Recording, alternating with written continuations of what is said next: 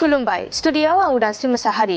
दिनै 1 फेब्रुआरि आसामनि गिबि मन्थ्रि डक्टर हिमन्त बिश्व शर्मानि 52थि गोथार जोनोम सान। बिथांनि 52थि गोथार जोनोम सानजों लोब्बा लाखिनानै BKWSनि मावख'आव बायदि हाबाफारि लानानै फालिदों।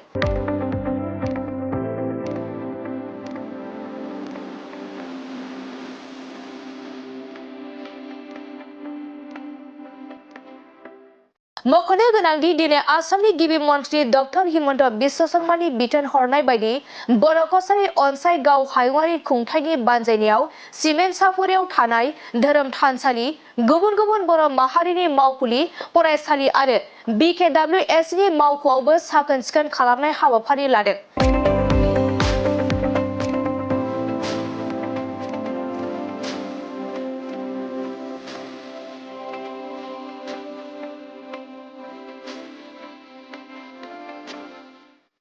आरो सिमेन्सापुरि ओनसोलनि सिङाव थानाय माखासे गामियाव मेगन नुयै, खोमा खोनायै, देहानि जेंना थानाय गासै सा 34 सुबुंफोरनो गोग्गो सावस्रिनि जाग्रा मुवा आरो एसे राङारि अनसुंथाइ होयो।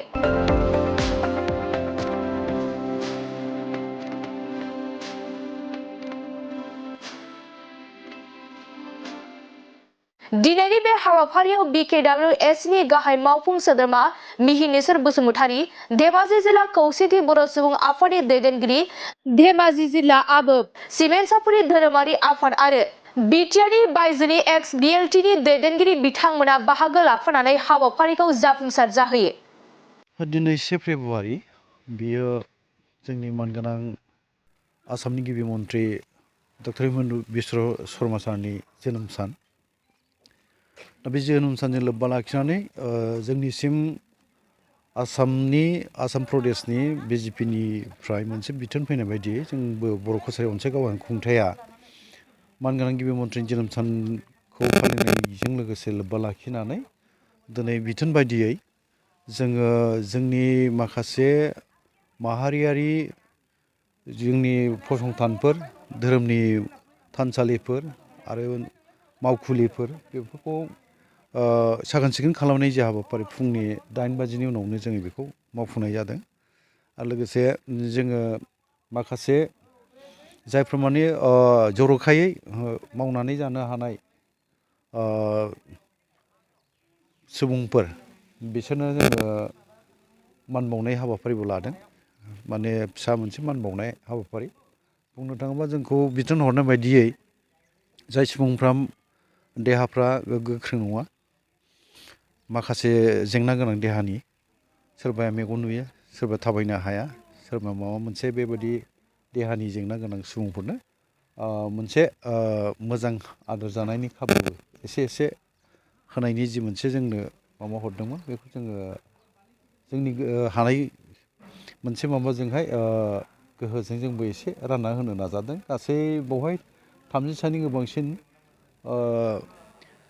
बे रोखोम सुबुङा बेवहाय नुजाफैदोंमोन। आरो बिथांमोना जोङो माखासे आर'नाइ गांसे बावनायजों लोगोसे आरो एसे रां होनायजों लोगोसे आरो जानायनि खाबु माखासे माने बेखौ बुंनांगोन जे पुष्टिकर आहार होनना हारसायाव जेखौ बुङो, बर'निबा माने गाहाम मोनसे आदार आरोखि एसे बे थफ्ला जोङो हरनाय जाबाय एसे बेखौ होनाय जादों।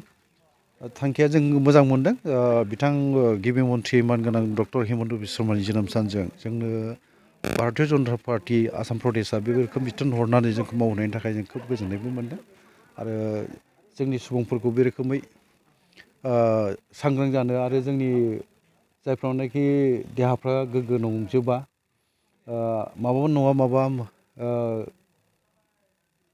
बुंनो थाङोबा माने एसे मावनानै दांनानै जानायफ्राव गावबागाव मोनसे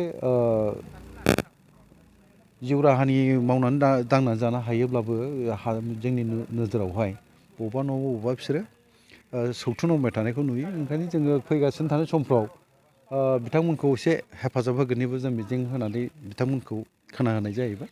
नाजालांनि जों मा मावनो हायो। जायखिजाया दिनैनि हाबाफारिखौ मावफुंनो मोननानै गोजोननाय मोनदों जोङो बर' कछारी अनसाइ गावहायुं खुंथाय जानानैहाय।